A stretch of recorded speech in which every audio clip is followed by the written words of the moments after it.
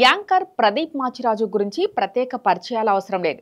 గడసరి అత్త సొగసరి కోడలు, కొంచెం టచ్లో ఉంటే చెప్తా వంటి టీవీ షోలను తెలుగు రాష్ట్రాల్లో ఫుల్ పాపులారిటీ సంపాదించుకున్నారు.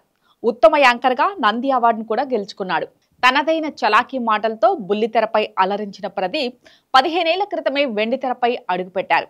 మొదట్లో క్యారెక్టర్గా నటించి ఆ తరువాత హీరోగా మారాడు. మరో 10 రోజుల్లో అక్కడమ్మాయి ఇక్కడ అబ్బాయి సినిమాతో రాబోతున్నాడు. ప్రమోషన్లో భాగంగా తాజాగా జరిగిన ట్రైలర్ లాంచ్ ఈవెంట్లో ప్రదీప్ ఇంట్రెస్టింగ్ కామెంట్ చేశారు. 30 రోజుల్లో ప్రేమించడం ఎలా చిత్రంతో హీరోగా పరిచయమైన ప్రదీప్ మాచిరాజు దాదాపు 4 ఏళ్లు గ్యాప్ తీసుకుని చేసిన సినిమా అక్కడమ్మాయి ఇక్కడ అబ్బాయి. ఇందులో దీపికా పిల్లి హీరోయిన్ గా నటించింది. నితిన్ భరత్ దర్శకత్వం వహించిన ఈ సినిమా ఏప్రిల్ 11న థియేటర్లోకి రానుంది. ప్రమోషన్స్ లో భాగంగా సోమవారం చిత్ర బృందం ట్రైలర్ ను లాంచ్ చేసింది. ఈ సందర్భంగా నిర్వహించిన ప్రెస్ మీట్ లో ప్రదీప్ మాట్లాడారు.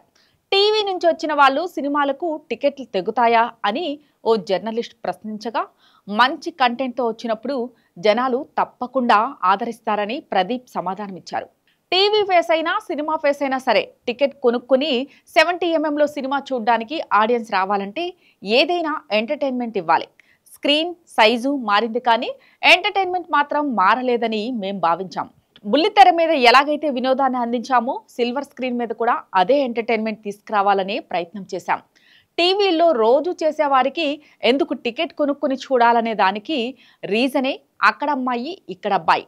ఖచ్చితంగా నచ్చుతుంది. ఈ సినిమా చూడమని ప్రేక్షకులను ఆహ్వానిస్తున్నాను అని ప్రదీప్ అన్నారు.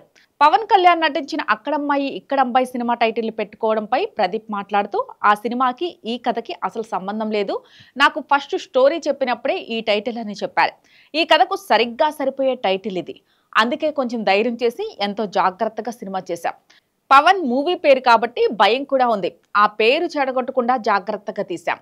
పవన్ ఫ్యాన్స్ కి కూడా ఈ సినిమా నచ్చుతుంది. మంచి సినిమాకే ఆ టైటిల్ పెట్టారని అనుకుంటారు అని ప్రదీప్ పేర్కొన్నారు.